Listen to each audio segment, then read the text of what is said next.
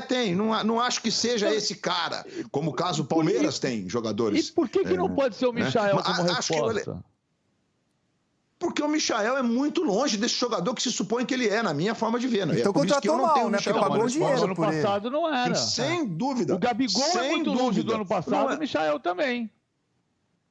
Não, mas não dá para comparar um com o outro, na minha forma de ver, né, PVC? Não. O Gabigol, eu não sei o que acontece. Como disse o Rizek, carece de apuração. A história de ontem, especialmente do Gabigol. Não é a primeira vez que o Gabigol demonstra o seu descontentamento ficando sem a camisa de jogo, sem calçar chuteiras, enfim, é uma outra discussão. Mas eu acho que o Flamengo tem um grande elenco, é verdade.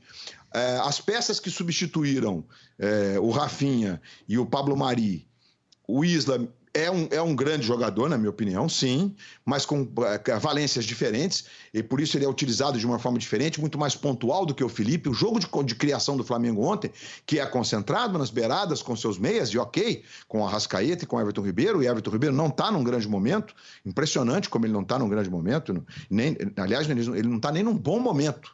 Né? Depois da volta da seleção, não estou dizendo que foi a seleção, mas ele não conseguiu repetir as atuações. Então você concentra a criação nas triangulações de beirada. E ontem o jogo concentrou de uma forma absurda no Felipe Luiz. O cara chegou nos 35 do segundo tempo, ele estava extenuado. O jogo só passava pelo Felipe. Arrascaeta, na minha opinião, abriu mão de decidir num segundo momento, quando tentou passar para o Gabigol, podia ter empatado o jogo, naquela altura estava 1-0, na outra ele lascou a finalização, porque o Flamengo criou oportunidades no segundo tempo. Então eu acho que a análise do elenco, no caso do São Paulo, está correto. A gente está vendo o lance do jogo do Flamengo, né? Esse é o gol do Vina. Que pancada! E a jogada do Léo Chu, que é um gaúcho revelado pelo Grêmio, que é um moleque canhoto, que joga do lado esquerdo, né? Que a gente tem sempre os pés invertidos. E o time do Ceará, que teve uma proposta defensiva executada à risca pelo time. E o Flamengo, embora tenha criado, não sei que chute acertou o Vina, né? E aí a galera ontem brincava nas redes sociais com a tabelinha do Pedro com a Arrascaeta, a finalização não foi tão no cantinho, mas foi em cima do goleiro também. Ano passado essa bola ia no ângulo. Isso tem também no futebol, né? Lances do jogo de ontem do Maracanã, chute do Gerson, meio despretensioso. O primeiro tempo não foi muito legal mesmo, não, do ponto de vista da criação. E o Vina teve essa chance aí. E no segundo tempo a gente vai ver que o Flamengo tem a escalação do César também, né? O Hugo foi pro banco. Aí no segundo tempo tem algumas oportunidades do Flamengo. O jogo já no comecinho do segundo tempo, o chute do Everton Ribeiro. Então a gente tem algumas possibilidades que o Flamengo cria no segundo tempo. Mas né, assim, ó, se a gente encaminhou uma discussão que o São Paulo derrete nesse momento usando o elenco que o Flamengo, pelo menos para mim, ele tem. Isso é claro, isso é claro. Ô, Roger, por onde você começaria a falar do momento do Flamengo que vem de 2 derrotas seguidas no campeonato? Então, André, Luiz, PVC, eu acho que a gente faz um recorte muito curto do campeonato, né? O campeonato é muito longo. Se a gente for avaliar tudo que nós dizemos aqui, ou o que nós falamos antes do início do campeonato, vamos lá fazer um exercício. Quais foram os 6 times colocados como os favoritos para ganhar o Campeonato Brasileiro lá no início? Faz aí, André. Faz aí, PVC. Os 6 que são os 6 que estão ganhando. Ninguém pôs 6. Ninguém colocou 6. 6 é muita coisa. Mas a gente punha Flamengo, Atlético, Palmeiras.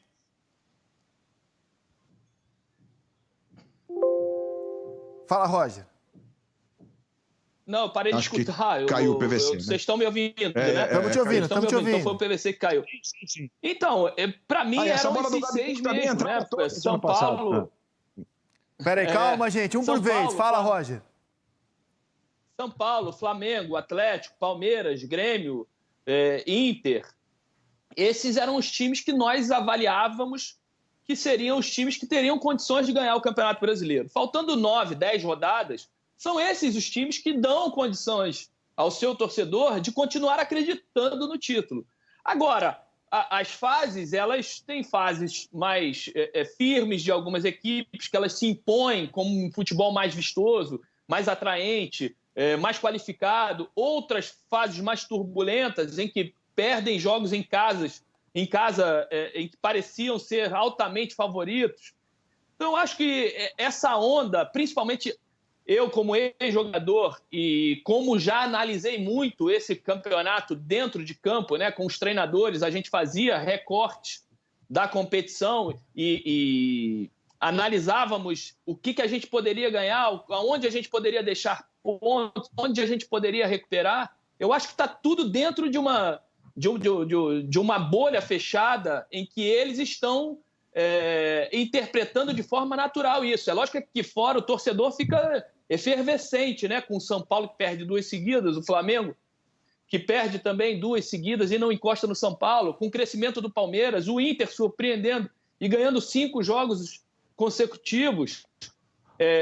Agora, analisando friamente o Flamengo ontem, onde eu fiz o jogo com o Luiz, é um time fazendo recorte desses 2 últimos jogos contra o Fluminense, faz um primeiro tempo de altíssima qualidade, pressionando, roubando a bola no campo do adversário, se impondo, não deixando o Fluminense trocar 2, 3 bolas no campo defensivo, martelando, afogando. E aí no segundo tempo vira totalmente, passa a ser um time vulnerável, sem pressão, sem velocidade, sem imaginação, e o Fluminense toma conta dentro das possibilidades do jogo e vira a partida. E nesse jogo contra o Ceará foi o inverso, né? Ele tem um primeiro tempo muito devagar, e aí a gente pode até colocar na conta do sol, por ter interferido diretamente na intensidade da partida do Flamengo, porque o Ceará suportou bem, fez um bom primeiro tempo e saiu vencendo o primeiro tempo com justiça. No segundo tempo, o Flamengo melhora, tem uma substituição que eu nem faria, mas o Rogério fez e funcionou, a do Diego no meio-campo. Ele deu uma dinâmica interessante, ele chegou dividindo as bolas, ganhando as bolas divididas e dando um pouquinho mais de suporte naquela intermediária onde o Flamengo perdia todas as bolas no primeiro tempo, muito em função do Sobral, que fazia grande partida. E quando o Sobral foi deslocado para o lado esquerdo, o Ceará perdeu essa força técnica no setor de meio campo, e o Diego fez com que o Flamengo ganhasse essa força, e o Flamengo começou a martelar. E aí a gente pode discutir os erros técnicos, os erros de decisão. O Flamengo muitas vezes quer entrar com a bola e tudo, quer dar 3 toques a mais na bola para poder estar claramente na cara do gol para fazer o gol. Erros de domínio que o Pedro não costuma errar. Nesse jogo ele errou, a bola fugia dele. E aí quando ele ia finalizar, a bola estava 1 metrinho além do lugar exato para finalização, e aí ele tinha que se esticar, pegava um pouco embaixo da bola e jogava por cima. E aí entram algumas substituições do Rogério que me deixaram intrigados, né? Que aí não funcionaram. A própria substituição do Isla para colocar o Vitinho. O Isla é um jogador que joga sendo lançado, né? Lançado, como assim? É o jogador que enxerga o espaço à sua frente, que a bola é colocada nesse espaço, ele é lançado para, de primeira, fazer um cruzamento, buscar uma tabela por dentro. Então, com a substituição para colocar o Vitinho ali, que é um jogador que precisa ter a bola para buscar o drible, e o Ceará com um bloco tão baixo e muito fechado, foi uma substituição que eu não entendi. E quem estava jogando por ali para dar o suporte defensivo era o Arão como zagueiro, e aquele setor direito ficou muito vulnerável com a entrada do Vitinho. E foi por ali que o Ceará começou a incomodar e no finalzinho fez o segundo gol. Outra substituição, o Felipe Luiz estava muito cansado, mas saiu faltando 2 minutos para a entrada do René, um 6 por meia dúzia ali que também não conseguia entender. Então a gente pode avaliar algumas situações dos últimos 20 minutos, principalmente substituições e aspecto tático, que não funcionaram, na minha opinião, em relação ao Flamengo. PVC? Mas a questão é que tem... Diga. Eu queria mostrar a classificação do Campeonato Brasileiro depois da 20ª rodada, em 2019. 29ª rodada. Que é a rodada em que estamos hoje. O ano mágico do Flamengo do Jorge Jesus. Aí vocês vão me perguntar assim, mas para de comparar com o Flamengo do Jesus. Vocês querem que eu compare o Flamengo com quem? Com o Cruzeiro do Rogério? Com o Inter do Abel Braga, o Inter do Cudê? Estou comparando o Flamengo com o seu antecessor. O Flamengo tinha 68 pontos no ano passado. Tudo bem, esse ano é um ano muito diferente. Aliás, vocês citaram o calor. Essa é outra questão atípica desse ano. Pela primeira vez, a gente está jogando o Campeonato Brasileiro no mês mais quente do ano, no momento mais quente do ano. Mas o Ceará jogou quinta-feira em Fortaleza e viajou. Não, que isso pode diminuir a intensidade dos jogos. Até isso pode se influenciar. Mas eu queria te ouvir, PVC, esse momento ruim, cara. O Rogério tem 12 jogos, 4 vitórias, 4 empates, 4 derrotas. Então, 4 vitórias contra o Botafogo que está caindo, o Coritiba que está caindo, o Bahia que está caindo e o Santos reserva. Isso. A única ressalva aqui é que o Santos reserva ganhou do São Paulo ontem. Tem uma discussão do jogo de ontem, mas o Flamengo de hoje não é o jogo de ontem. O Flamengo perdeu 4 vezes e empatou 4 vezes no Maracanã. O Flamengo jogou 15 vezes no Maracanã nesse Campeonato Brasileiro e ganhou 7. Ganhou menos da metade. Então tem uma coisa para se discutir. Tem as mudanças de treinador. Tem uma maneira que o Flamengo acha que porque contratou o Rogério vai jogar da mesma maneira que o Jorge Jesus, mas não vai preparar o jogo do mesmo jeito, não vai treinar na semana do mesmo jeito. Não tem jeito. É outra história, é outro time. Por isso que eu digo assim, o Michael no ano passado era um jogador completamente diferente de hoje. O Gabigol também. O Gabigol eu até acho que precisa de ritmo de jogo. O Gabigol entra no time e sai por lesão. Entra no time, sai por expulsão. Entra no time, sai por decisão técnica. Que pode ter a ver com condição física, como o Roger bem lembrou ontem, durante o primeiro tempo do jogo com o Ceará. Mas o Flamengo não está conseguindo existir. Agora, este campeonato, ele é diferente dos outros. A gente, aí eu vou voltar um pouco, acho que tem um erro de análise nossa também. Ninguém apontou 6 candidatos ao título no começo do ano. Eu só apontei um. Ninguém falou, vão ganhar o... Não, ninguém falou, PVC... vai ganhar o campeonato ou o Flamengo, ou o São Paulo, ou o Inter, ou o Atlético, ou o Grêmio, ou o Palmeiras. Não foi assim. E outra coisa, esse é o campeonato mais equilibrado. No ano passado, a gente acabou de ver, a distância do primeiro para o sexto era de 22 pontos. Hoje são 4. São 4 pontos reais de distância por pontos perdidos. Tem um outro campeonato, tem a ver com a pandemia, tem a ver com o calor, tem a ver com uma série de circunstâncias. O fato é que o São Paulo apareceu como candidato forte ao título e escorrega. E dá toda a pinta de que pode repetir o que fez o Palmeiras de 2009, que tinha o Muricy, que hoje está perto do Diniz, e que perdeu o campeonato com 12 pontos à frente, faltando 10 rodadas. E o Flamengo não joga como o Flamengo. Não consegue jogar como a torcida espera. Perfeito, concordo com você. Ô, Rizek, bota de novo aí a classificação de 2019, tem um sintoma bacana pra gente analisar. Agora, põe aí, diretor. Bota aí. Só a primeira página a gente fez, classificação. Tá? Eu sei. Miguelzinho, bota aí. Flamengo, Palmeiras, Santos, São Paulo, Grêmio e Internacional. Os 6 são os mesmos. Me alerta o querido Galvão Bueno, grande Galvão. Não, o Santos tá ali. Hoje no B. O Santos tá ali. O Santos está ali. O Santos é oitavo. O Santos é oitavo, é verdade. E o Corinthians é sétimo. Mas, e a temporada maravilhosa do Atlético Paranaense, que terminou campeão da Copa do Brasil. É bom a gente lembrar que tinha a Copa do Brasil também. A mudança é o Atlético Mineiro, que era o 13º e entrou ali no bolo. Mas é isso aí, são os times que era o 13º. Mas não estavam lutando pelo título. Sim, não está disputando o título, perfeito. Mas o recorte do Flamengo é muito diferente. Aliás, gente, é bom analisarmos, porque o ano passado nós ouvimos, o futebol é cíclico em qualquer parte do mundo, ainda mais no Brasil, onde as instituições são gigantescas. Então, essa história de que o ano passado a gente cansou de ouvir. Todos querem, desse jeito não vai ter graça. Com 800 milhões de faturamento, o Flamengo vai ganhar tudo, todo ano. Tudo. Isso não existe, esqueçam. E dentro do Flamengo teve gente que achou que ia ganhar tudo todo ano. E o projeto do Palmeiras, se bobear, PVC, ele é mais longevo e tão vitorioso quanto o do Flamengo. O Flamengo concentrou tudo no ano passado, né? Os títulos da Libertadores do Brasil. O Palmeiras tem uma Copa do Brasil, 2 brasileiros e provavelmente agora uma final de Libertadores. Isso é muito sério. A partir da conquista da Copa do Brasil de 2015. É um projeto que se consolida. Eu não vou nem colocar a Copa do Brasil de 12 com o Filipão, né? Porque é uma situação diferente. Aí sim houve... É outra história. Então é importante a gente pontuar de que nós temos projetos vencedores, sim, do ponto de vista financeiro. Mas no Brasil, ainda bem, a gente tem 6 ou 7. E o Atlético, sim, se meteu aí nesse meio agora com os R's, como eles chamam lá, né? Enfim, os R's todos, Roberto Menin, enfim. E os caras que estão botando dinheiro no investimento do Atlético, inclusive na nova arena que vem aí. Nova arena. Isso. Isso aí, Ricardo Guimarães, Renato Salvador, os R's do Galo. Mas tinha... E o Sampaoli, que está no Galo, me lembra que o Galvão... Estava no Santos. Veja só que também tem uma repetição. Tem uma repetição de treinador. Então esse é um sintoma legal nessa comparação, porque o recorde do Flamengo é muito excepcional. Mas olha, eu lembro o seguinte, o Domenech Torrent, ele foi demitido.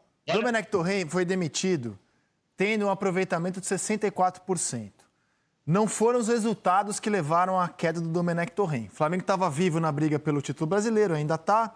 Estava vivo na Libertadores, estava vivo na Copa do Brasil.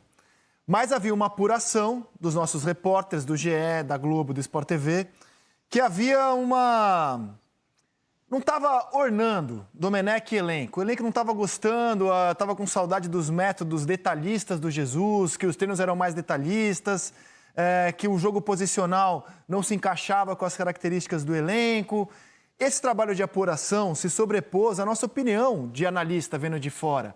Deve demitir ou não deve demitir, porque ali tinha uma informação muito clara. Olha, o elenco não vai render com o Domenech. O Flamengo demitiu.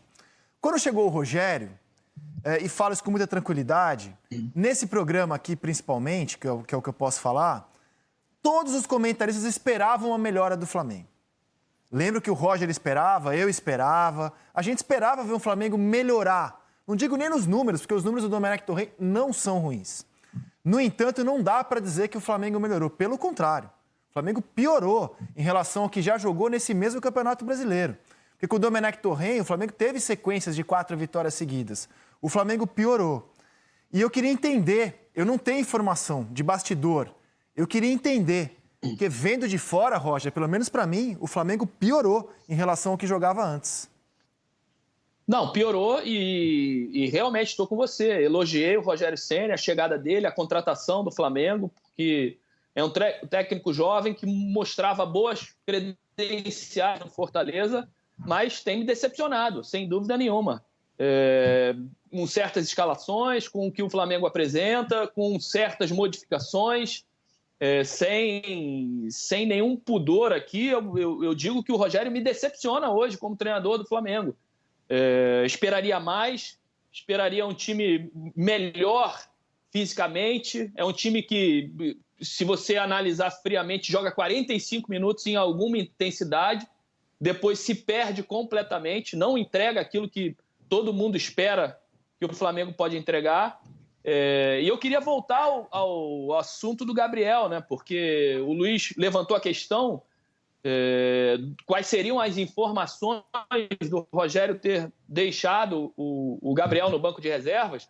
E eu conversando com o Eric Faria, que é um dos nossos grandes repórteres e que está sempre dentro das informações do Flamengo, ele me disse que o Gabriel foi uma opção reserva mesmo. Não tinha nenhum problema físico, que era uma opção do Rogério, porque ele analisava de que para o jogo contra o Ceará, pelo Ceará, e aí ele mesmo diz, tá, o Rogério, ele mesmo diz na entrevista coletiva que opta pelo Pedro e pelo Gustavo Henrique porque o Ceará era muito bom pelo jogo aéreo, que tinha 2 zagueiros altos e que queria botar o Pedro para brigar ali dentro da área para tentar fazer alguma coisa por cima também. Eu já tenho uma opinião ao contrário disso. Se o Ceará tem a sua força defensiva pelo alto, eu vou querer jogar por baixo, eu vou querer um time muito mais leve, um time muito mais de mobilidade, um time que vai jogar com troca de passes rápidos pelo chão para poder incomodar aquilo que o Ceará tem de melhor, que é a bola aérea. E não, pelo contrário. E aí, volto a dizer, entrevista do Rogério, né, falando que optou pelo Pedro pela jogada aérea, que o Ceará tinha um jogo aéreo muito forte. Então, essas situações vêm me incomodando com o trabalho do Rogério dentro do Flamengo. E não tiro o meu corpo fora. Acreditei, não sei se acredito ainda mais, porque realmente é um trabalho que não me chama atenção, que está muito abaixo daquilo que eu esperava. E ainda boto mais uma pimenta, né? Será que vocês estavam falando que o grupo não estava satisfeito com o Domenech? Será que depois de 12... Não sei quantas rodadas... Quantos jogos tem o Rogério? 12 jogos. 11, 12 jogos. 12 jogos à frente do Flamengo. Será que o grupo tem aceitado, está ainda de peito aberto, com todas essas modificações, com todas essas filosofias novas do Rogério, ou também está se sentindo incomodado? PVC, deixa eu só mostrar outras mudanças que ele fez ontem. O Rogério, olha, eu vou numa linha que eu sei que vai ser impopular.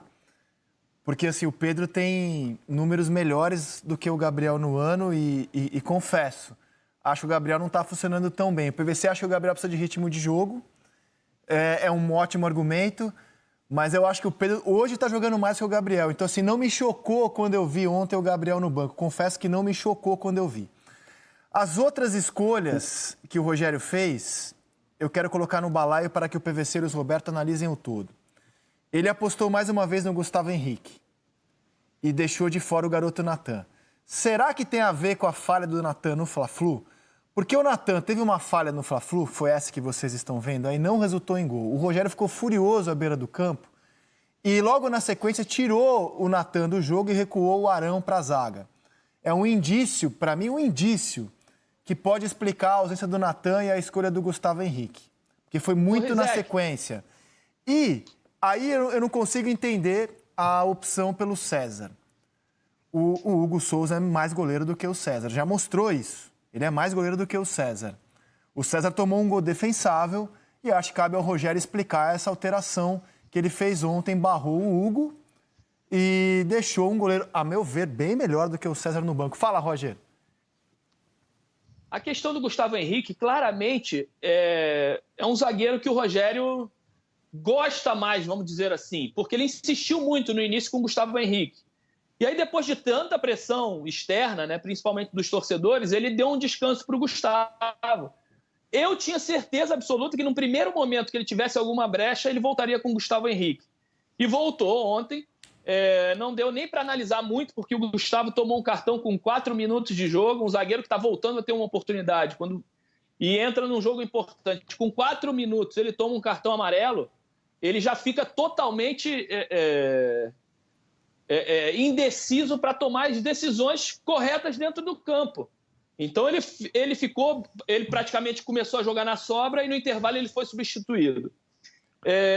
Em relação ao César, eu também me chamou muito a atenção a questão do Hugo, porque o Hugo é melhor tecnicamente do que o César. E eu só discordo com você que no segundo gol era uma bola difícil, porque passa entre as pernas do Vitinho e ele vê depois e ela dá ainda uma quicada na frente dele, né? Foi bem difícil essa bola de defender. Só essa questão. Mas também estou com você que o Hugo é hoje melhor do que o César. O que me chama a atenção na barração do Gabriel é que você perdia o jogo desde os 10 minutos do primeiro tempo e só colocou o Gabriel para jogar 20. Então isso beira para mim um absurdo você ter o artilheiro dos 2 últimos campeonatos brasileiros no seu banco de reservas e você está perdendo o jogo. Você tem 80 minutos para virar um jogo, você só coloca esse artilheiro que é ídolo do torcedor, que tem uma estrela gigantesca, que assume responsabilidade, só faltando 20 minutos. Esses são os meus pontos a tocar nessa questão do... Aí eu concordo. Eu atropelei o PVC, o Guto Ferreira está ao vivo com a gente. PVC, desculpa, conclua, e aí depois vamos bater um papo com o vencedor do jogo de ontem no Maracanã. Não, o Roger falou, me perdi que eu ia voltar naquela hora que entrou entraram as alterações. Mas assim, eu falava do Gabigol. O Roger falou sobre o Gustavo Henrique, não, eu ia dizer que eu tenho a apuração que eu tenho é que os jogadores estão sim entendendo que o Rogério tem diferenças do Jorge Jesus, mas que o Rogério é um técnico muito, muito bom.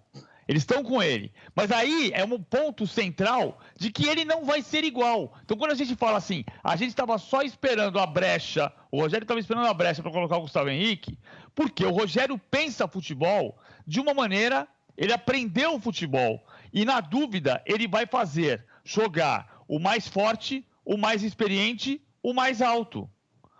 O Jorge Jesus não queria o Gustavo Henrique no grupo, porque ele entendia que o Gustavo Henrique não ia jogar na defesa dele, como jogava o Pablo Mari. Ele queria o Léo Pereira. O Léo Pereira ele queria muito. O Gustavo Henrique foi uma contratação da diretoria. Então, o Rogério, ele quer fazer um time ofensivo. A intenção dele é essa. Mas um dos pecados do Flamengo hoje é querer ser o Flamengo de 2019. Esta história está enterrada, não existe mais. O mérito do Abel é ter entendido, não vou fazer igual o Cudê, não sei fazer igual, eu faço diferente. O Inter está diferente. Olha só, o Roger... eu sei que o Guto deixa eu fazer contato mas... com o Guto, que ele está ao vivo, Luiz. Vamos, claro. Guto Ferreira, bem-vindo ao Seleção. Claro.